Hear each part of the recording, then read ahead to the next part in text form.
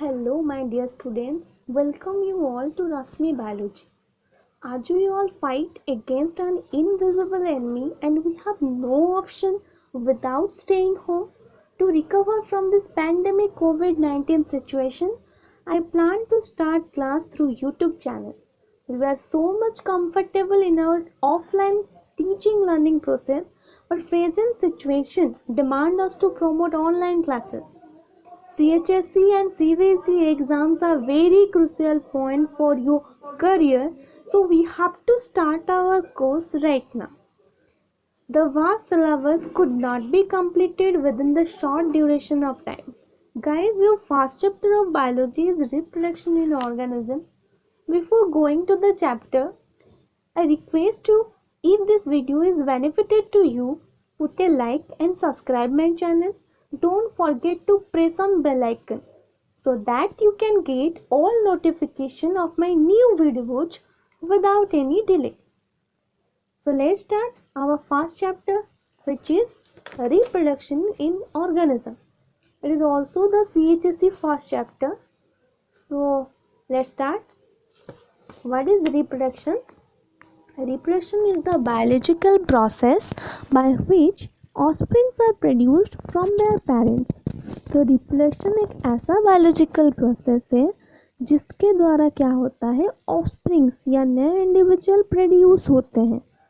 It is the ability of procreation. Procreation का मतलब होता है न्यू इंडिविजुअल्स को प्रोड्यूस करना. Offsprings are resemblance to their parents. जो भी ऑफस्प्रिंग्स प्रोड्यूस होते हैं इस प्रोसेस में वो सब अपने पेरेंट्स की तरह दिखाई देते हैं. It is an identifying characteristic of living organism. ये एक लिविंग ऑर्गेनिज्म का आइडेंटिफाइंग फीचर है. Pattern of reproduction is different in different organism.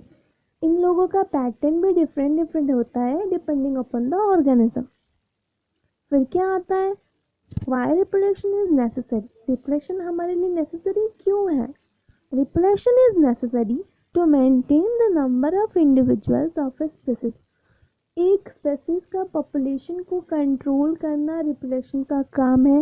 Reproduction उसी स्पेसीज को कभी भी एक्सटेंड होने नहीं देता है. अगर कोई स्पेसीज रिप्रोडक्शन कर रहा है तो उसका पॉपुलेशन कभी भी एक्सटेंड नहीं होगा, उनके स्पेसीज जिंदा रहेंगे. Every organism wants to live in this world for ever. हर कोई ऑर्गेनिज्म इस वर्ल्ड में फॉर एवर रहना चाहता है, लेकिन ये पॉसिबल नहीं हो पाता है क्योंकि सारे ऑर्गेनिज्म का एक लिमिटेड लाइफ स्पैन रहता है. They remain alive as their genes, their characters present in their offspring. वो लोग कैसा जिंदा रहते हैं? उनका जीन जिंदा रहता है, उनका कैरेक्टर्स जिंदा रहता है, which are present in the offspring. Every organism have a limited life span. हर एक ऑर्गेनिज्म के पास लिमिटेड लाइफ स्पैन होता है. देखते हैं कि इस ऑर्गेनिज्म में कितना लाइफ स्पैन रहता है. यहाँ पर देखिए ऑर्गेनिज्म क्या है. पहला मे फ्लाई है. मे फ्लाई अक्सर पॉन्ड्स में दिखाई देते हैं फ्लोटिंग कंडीशन में. उन लोगों का लाइफ स्पैन कितना रहता है? 1 डे रहता है. बटरफ्लाई की बात करें तो वो 1 से 2 वीक्स तक जिंदा रहता है. क्रो की बात करें तो वो 15 ईयर्स तक जिंदा रहते हैं. क्रोकोडाइल की बात करें तो वो 60 ईयर्स तक ज़िंदा रहते हैं. ह्यूमन बींग्स की बात करें तो वो 100 ईयर्स तक ज़िंदा रहते हैं. लेकिन पैरट की बात करें वो तो हमसे भी छोटा है, लेकिन वो 140 ईयर्स तक ज़िंदा रहता है. टॉर्टोइस की बात करें वो 100 to 150 ईयर्स तक ज़िंदा रहता है. व्हीट प्लांट 6 मंथ तक ज़िंदा रहता है. बैनियन ट्री 200 ईयर्स तक ज़िंदा रहता है. तो ये सब क्या है, डिफरेंट ऑर्गेनिज्म है जिनमें प्लांट्स भी है, एनिमल्स भी है और इन लोगों का लाइफ स्पैन है. सो अभी हम क्या देखना चाहते हैं, types of reproduction. Okay, types of reproduction क्या है? 2 टाइप्स का रिप्रोडक्शन दिखाई देता है. एक है असेक्सुअल, दूसरा है सेक्सुअल. अगर हम असेक्सुअल की बात करें तो a single parent is involve. इस प्रोसेस में एक सिंगल पेरेंट की ज़रूरत होती है. So that process is known as uniparental process.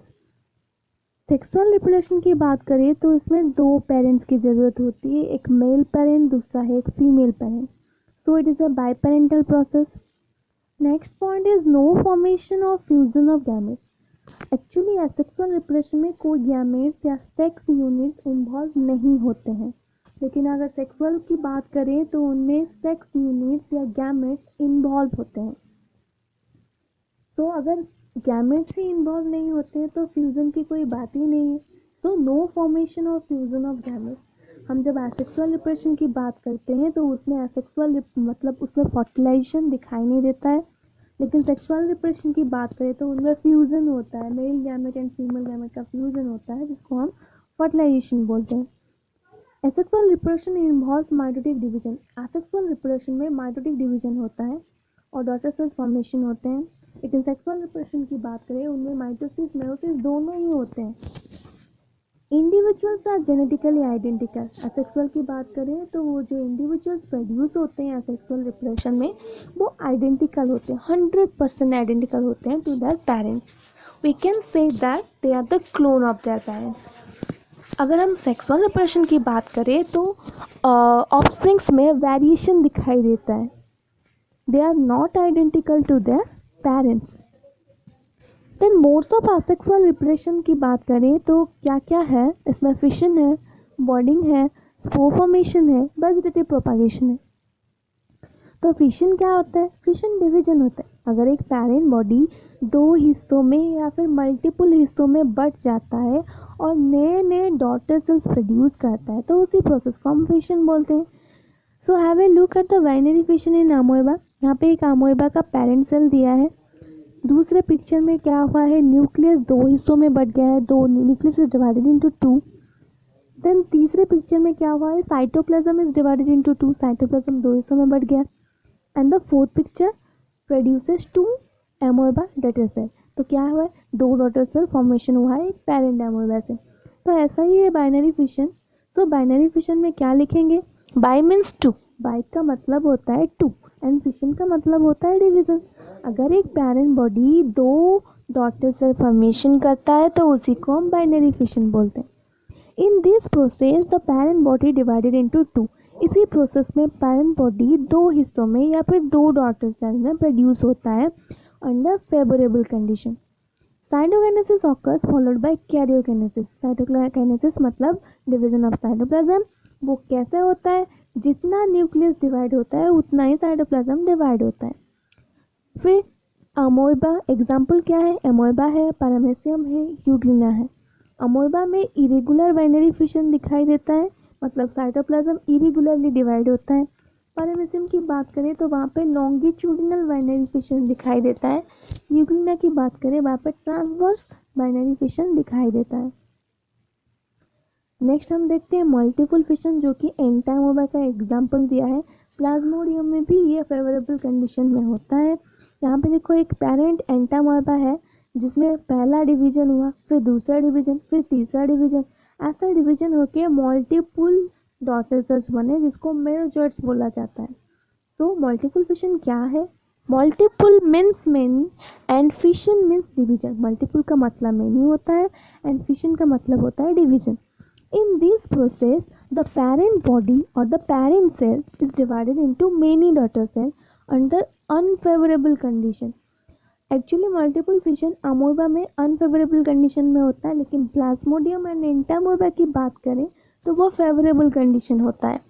Cytokinesis occurs followed by karyokinesis. Cytoplasm उसी हिसाब से डिवाइड होगा जितना न्यूक्लियस डिवाइड होगा। Example amoeba, Plasmodium.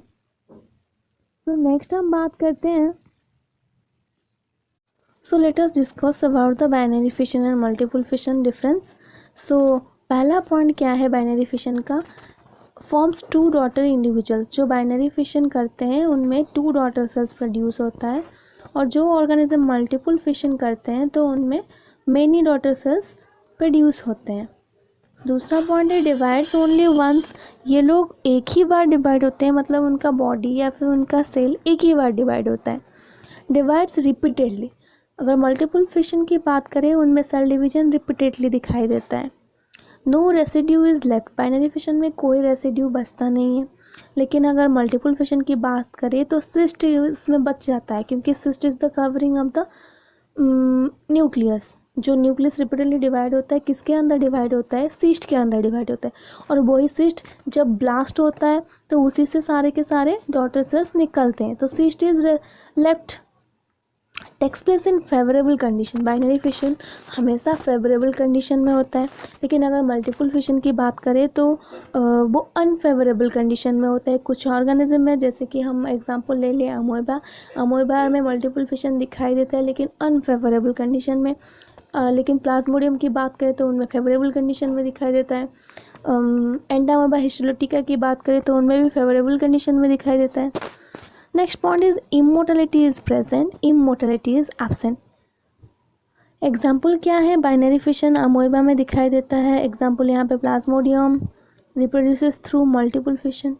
तो ये हमारा हो गया difference between binary fission and multiple fission. Next comes to the next, budding, that is budding. So यहाँ पे हाइड्रा का एग्जाम्पल दिया गया है। देखिए हाइड्रा, पहला हाइड्रा में एक छोटा सा आउटग्रोथ निकला है नीचे की तरफ से, जो कि लेफ्ट हैंड साइड है। फिर यहाँ पे लेफ्ट हैंड साइड में देखिए थोड़ा बड़ा हो रहा है। तीसरे डायग्राम में उसमें टेंटाकल्स भी आ गए हैं। चौथे डायग्राम में parent body and the daughter cells are separate हो गए हैं। तो बॉर्डिंग होता क्या है? एन आउटग्रोथ और bud develops from the side of the parent body during favourable condition.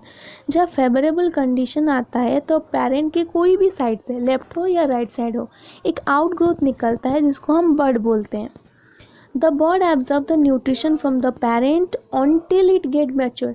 जब तक वो मैच्योर्ड नहीं होता है, जब तक उसमें टेंटाकल्स नहीं आते हैं, माउस फॉर्मेशन नहीं होता है, तब तक वो क्या करता है? पेरेंट के बॉडी से ही न्यूट्रिएंट्स एब्जॉर्ब करता है। After maturation it detach from the parent body and leave one individual life. जब वो मैच्योरेशन कंप्लीट करता है तब पेरेंट बॉडी से डिटैच होता है एंड एक नए इंडिविजुअल की तरह अपना लाइफ स्पेंड करता है। एग्जाम्पल क्या है? हाइड्रा है, ईस्ट है। अगर ईस्ट की हम बात करें तो वहाँ पे चेन ऑफ बॉर्ड दिखाई देता है, एक बॉर्ड नहीं, चेन ऑफ बॉर्ड दिखाई देता है। तो next comes to spore formation, जिसको हम स्पोरुलेशन बोलते हैं। तो यहाँ पे राइजोपोस का डायग्राम दिया है। तो ये जो नीचे जो रूट लाइक स्ट्रक्चर दिखाई देता है उसको हम हाइफी बोलते हैं। हाइफी का काम क्या है? वो क्या करता है? डाइजेस्टेड फूड मटेरियल को एब्जर्व करता है, वही हाइपी का काम है। क्योंकि हमें पता है fungi are depend upon dead and decaying material for the nutrition. वो लोग मतलब उनके बॉडी में डाइजेशन नहीं होता है, उनका डाइजेशन एक्सटर्नल होता है। तो वो लोग क्या ऑब्जर्व करते हैं? डाइजेस्टेड फूड या लिक्विड फूड को ही ऑब्जर्व करते हैं। तो जो हाइपी होता है, जो स्पेशल स्ट्रक्चर है, वो हाइपी लिक्विड फूड को ही ऑब्जर्व करती है। तो उसी से उनका ग्रोथ एंड डेवलपमेंट होता है। तो यहाँ पे देखिए जो स्टक लाइक स्ट्रक्चर है वो उसका स्टेम है, और जो एक फ्लावर की तरह स्ट्रक्चर दिखाई दे रहा है वो स्पोरेंजियम है। उसके अंदर गोल गोल गोल स्ट्रक्चर के बहुत सारे स्पोर्स दिखाई दे रहे हैं। वो स्पोरेंजियम कब फटता है? जब फेवरेबल कंडीशन आता है तब फट जाता है। तो उसी से क्या निकलते हैं? स्पोर निकलते हैं। And spores are transfer to the suitable environment, okay, through the air। suitable environment में ट्रांसफर होता है through the air। तो स्पोरुलेशन यहाँ पे लिखा है, sporulation refers to formation of spores during unfavourable condition. तो स्पोरुलेशन क्या है? स्पोरुलेशन स्पोर फॉर्मेशन है जो कि अनफेवरेबल कंडीशन में होता है। Seen in simple multicellular organism like rhizopus. वो सिंपल मल्टीसेलुलर ऑर्गेनिज्म में दिखाई देता है, जैसे कि राइजोपोस में दिखाई देता है, बहुत सारे बैक्टीरिया में दिखाई देता है, फ्लावरिंग प्लांट्स में दिखाई देता है। Okay, spores are delicated and protected within the sporangia. Spores क्या होते हैं? प्रोटेक्टेड होते हैं within the spores are delicated and protected within the sporangia. Spores protected रहते हैं स्पोरेंजिया के अंदर। When favorable condition comes, the sporangia burst। जब favorable condition आता है तभी sporangia burst होता है and spores come out and transport by air। Spores बाहर आते हैं और एयर के द्वारा ट्रांसफर होते हैं। This spores give rise to new rhizopus. तो वही स्पोर क्या करते हैं? कि न्यू राइजोपोर को जन्म देते हैं। तो अभी हम बात करते हैं असेक्सुअल रिप्रोडक्टिव स्ट्रक्चर्स। तो क्या क्या है? Motile microscopic zoosperm. तो वो मोटाइल माइक्रोस्कोपिक जूस्पर्म क्या है? क्लामाइडोमोनास में दिखाई देता है, जिसको हम जूस्पोर्स बोलते हैं। कोनिडिया की बात करें तो वो पेंसिलियम में दिखाई देता है। बर्ड्स की अगर बात करें तो वो हाइड्रा में दिखाई देता है। जेम्यूल्स मतलब इंटरनल बर्ड की बात करें तो वो स्पॉन्जेस में दिखाई देता है। यहाँ पे देखो डायग्राम दिया है जूस्पोर्स का, ये क्लामेडोमोनास से प्रोड्यूस होते हैं। तो क्लामेडोमोनास क्या है, एक एल्गी है जो कि कैसे रिप्रोड्यूस होता है, बाय द जूस्पोर्स। फिर दूसरा क्या है, पेंसिलियम का डायग्राम दिया है। यहाँ पे जो गोल गोल स्ट्रक्चर ऊपर दिखाई देता है उसको कॉनिडिया बोलते हैं। फिर यहाँ पे स्पॉन्जेस में जेम्यूल्स होते हैं, वो इंटरनल बडिंग उसको बोला जाता है। जो राउंड राउंड स्ट्रक्चर सेंटर में दिखाई देता है उसको जेम्यूल्स बोलते हैं। तो ये सब कब बाहर आते हैं, जब उनका फेवरेबल कंडीशन आता है ये बाहर आते हैं, और वाटर के द्वारा फ्लोटिंग कंडीशन में बहुत दूर दूर तक जाते हैं। जब वो पहुँचते हैं और जब फेवरेबल कंडीशन आता है तो वहाँ पे वो क्या करते हैं, नया साइकन प्रोड्यूस करते हैं। तो ऐसे भी क्या होता है, ओवर पॉपुलेशन भी नहीं होता है। एक ही जगह पे अगर बहुत सारे साइकन हो जाए तो उनमें न्यूट्रिशन का डेफिशिएंसी दिखाई देगा, ओवर पॉपुलेशन दिखाई देगा। लेकिन इस तरह से क्या होता है, मतलब साइकन या फिर स्पॉन्जेस वो मतलब बहुत सारे एरिया में डिस्ट्रीब्यूट होते जाते हैं, मतलब उनका ऑक्यूपेशन एरिया बढ़ता रहता है। फिर हम बात करते हैं वेजिटेटिव प्रोपागेशन की। वेजिटेटिव प्रोपागेशन किसके द्वारा होता है, जिनके द्वारा होता है उसको वेजिटेटिव प्रोपाग्यूल्स बोलते हैं। तो क्या है, they are not the reproductive cells, they are the vegetative cells. तो क्या होता है, रनर होता है ऑक्सालिस में, फिर शक्कर है, मिंट, ट्यूबर है, पराडो में दिखाई देता है, ऑफसेट है जो कि वाटर हायासिंथ या फिर पिस्टिया में दिखाई देता है। बल्ब दिख के बारे में बात करें तो ओनियन एंड गार्लिक में प्रेजेंट है। राइजोम की बात करें तो वो जिंजर में प्रेजेंट है। बुलबिल की बात करें तो वो एगेव में प्रेजेंट है। लिप बर्ड्स में की बात करें तो वो ब्रायोफाइलम से होता है। तो इन सब स्ट्रक्चर्स के द्वारा क्या होता है, नए प्लांट्स प्रोड्यूस होते हैं। यहाँ पे देखो पोटैटो में आइलैक स्ट्रक्चर है जिसको हम एक्सिलरी बर्ड कहते हैं। वहाँ से क्या निकलता है, न्यू प्लांटलेट्स निकलता है। यहाँ पे देखो बात करो तो यहाँ पे क्या है, ये रनिंग का एग्जाम्पल दिया है। तीसरे की बात करूँ तो वो हायासिंथ या पिस्टिया की एग्जाम्पल दे रहा है। फिर चौथे की बात करूँ तो ये क्या, ब्रायोफाइलम का पत्ता है जिसमें से नए बर्ड्स निकल रहे हैं। यहाँ पे देखो रनर का एग्जाम्पल दिया है जो कि स्ट्रॉबेरी प्लांट में होता है। यहाँ पे देखो एगेव का एग्जाम्पल दिया है, राइजोम का एग्जाम्पल दिया है, जिंजर का। Sexual reproduction, next comes to the sexual, मतलब वेजिटेटिव रिप्रोडक्शन हम किसको बोलेंगे, मतलब नए प्लांट्स क्रिएट होते हैं through the vegetative parts of the plant. Vegetative parts मतलब क्या होता है, कोई स्टेम होता है, कोई रूट होता है, कोई लीव्स होता है। ब्रायोफाइलम एक लीव्स है, पोटैटो ट्यूबर एक स्टेम है, मॉडिफाइड स्टेम उसको बोल सकते हैं, ठीक है। तो ये सब होता है। सेक्सुअल रिप्रोडक्शन की बात करें तो सेक्सुअल रिप्रोडक्शन में 3 इवेंट्स होते हैं। एक है प्री फर्टिलाइजेशन इवेंट, दूसरा है सिनगैमी और फर्टिलाइजेशन इवेंट, चौथा है post fertilisation event. Pre fertilisation मतलब क्या है, गैमेटोजेनेसिस होता है एंड गैमेट ट्रांसफ़र होता है। गैमेट की फॉर्मेशन होना जरूरी है और गैमेट ट्रांसफ़र भी होना चाहिए। तो प्री फर्टिलाइजेशन चेंजेस, पहला है gametogenesis, it is the process of formation of haploid male and female gametes. तो इस प्रोसेस में क्या होते हैं, haploid male gamete that is the sperm and haploid female gamete that is the ovums are produce. जिस process में sperm produce होते हैं उसको स्पर्माटोजेनेसिस बोला जाता है, एंड जिस प्रोसेस में ओवम प्रोड्यूस होता है उसमें उसको oogenesis बोला जाता है। गैमेट्स में भी एसोगैमेट और हेट्रोगैमेट। गैमेट जो है, male gamete and female gamete same size के हो सकते हैं या फिर डिफरेंट साइज के हो सकते हैं। तो आइसो मतलब same, hetero means different size. In heterogametes the male gamete is called antherozoid और sperm and the female gamete is called the ovum. अगर मेल गैमेट की हेटेरोगैमेट्स की बात करें तो उनमें क्या होता है, मेल गैमेट को स्पर्म बोलते हैं, फीमेल गैमेट को ओवम बोलते हैं, और दोनों का साइज क्या है, डिफरेंट होता है। Gametogenesis, if the parent body is haploid gamete are formed. तो यहाँ पे हम बात करते हैं गैमेटोजेनेसिस की। If the parent body is haploid gamete are formed by meiosis, if diploid gametes are formed by mitosis. An organism में be homothallic, monoecious और हेटेरोथैलिक दैट इज डायोसियस। तो क्या है, ऑर्गेनिज्म 2 टाइप के होते हैं, एक मोनोइसियस होता है, दूसरा डायोसियस होता है। मोनोइसियस मतलब क्या है, जिनका बॉडी मतलब ऑर्गेनिज्म की बात करें जिनमें mail and female body distinguish नहीं हो सकता, उसी को हम बोलेंगे मोनोइसियस। जैसे कि हम प्रोटोजोआ की बात करें, उनमें मेल फीमेल बॉडी दो अलग अलग नहीं है। स्पॉन्जेस की बात करें, उनमें भी मेल फीमेल बॉडी नहीं है अलग, मतलब पोरीफेरा। सलेंट्रेट्स की बात करें तो उनमें भी मेल फीमेल बॉडी नहीं होता है, तो वो भी जाएंगे मोनोइसियस में। अगर हम नेमाटोहेल्मिन्थेस की बात करें तो वो भी जाएंगे मोनोइसियस में। लेकिन हम एनिलिडा की बात करें तो उनमें मेल फीमेल बॉडी अलग अलग रहता है, तो हम उसको डायोसियस बोलेंगे।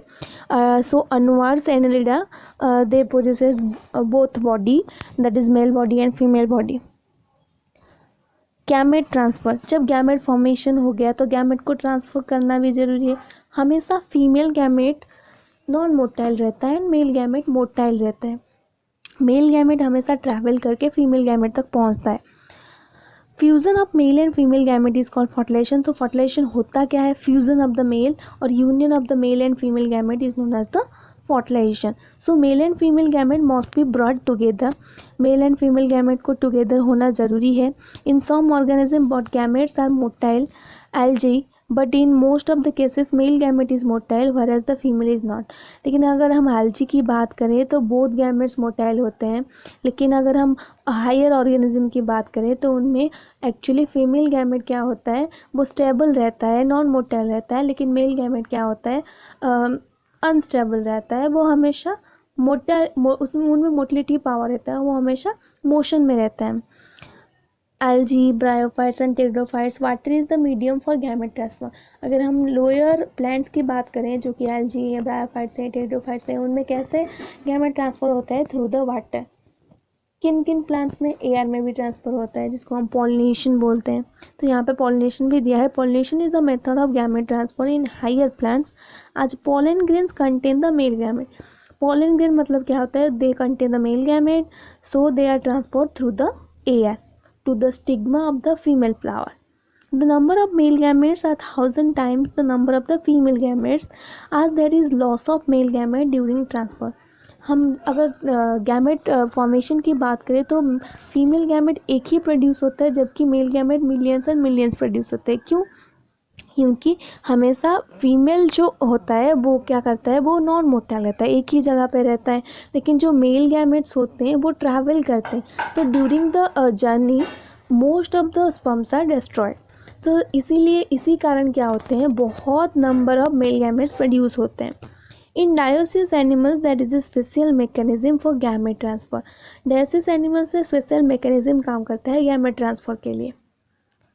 तो सिनगैमी एंड फर्टिलाइजेशन क्या है, अगर प्लांट्स की बात करें तो हम नेचुरली उसे सिनगैमी बोलते हैं, अगर लेकिन एनिमल्स की बात करें तो उनमें हम फर्टिलाइजेशन बोलते हैं।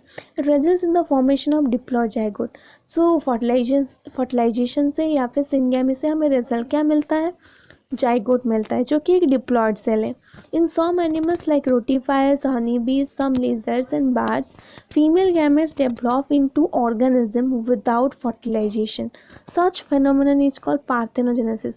अगर हम हनी बी की बात करें या फिर कुछ लिजर्ड की बात करें तो उनमें क्या होता है, पार्थेनोजेनेसिस होता है। मतलब एक सेल विदाउट फ्यूजन में भी ऑर्गेनिज्म को डेवलप करता है, जिस प्रोसेस को हम पार्थेनोजेनेसिस बोलते हैं।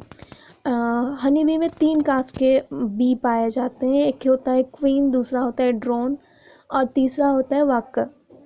Worker and queen are the female होते हैं। वर्कर जो होते हैं वो क्या होते हैं, स्टेराइल होते हैं, मतलब वो रिप्रेशन नहीं करते हैं। लेकिन जो क्वीन होता है वो फर्टाइल फीमेल होता है जो कि रिप्रेशन करता है। ड्रोन जो होते हैं वो फर्टाइल मेल होते हैं, मतलब रिप्रेशन ड्रोन करता है एंड क्वीन करता है। वर्कर सिर्फ मतलब उनकी कॉलोनी के लिए काम करते हैं।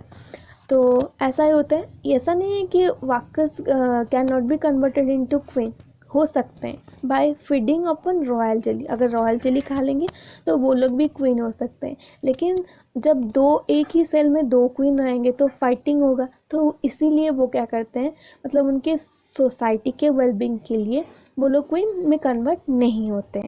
So this much your first chapter.